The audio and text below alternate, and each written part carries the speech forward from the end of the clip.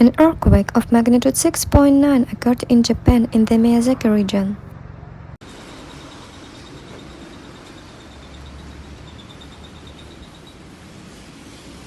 A tsunami warning activated.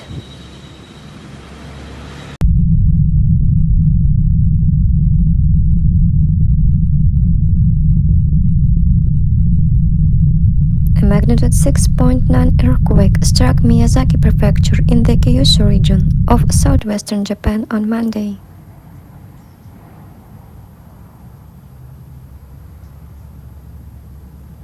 The earthquake occurred at 21:19 local time, at a depth of about 30 kilometers.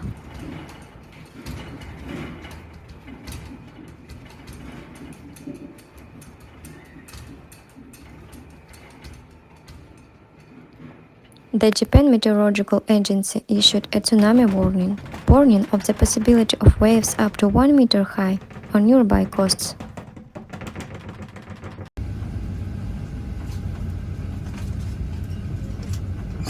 Like if you think that they need to protect nature, because this is the main problem of humanity.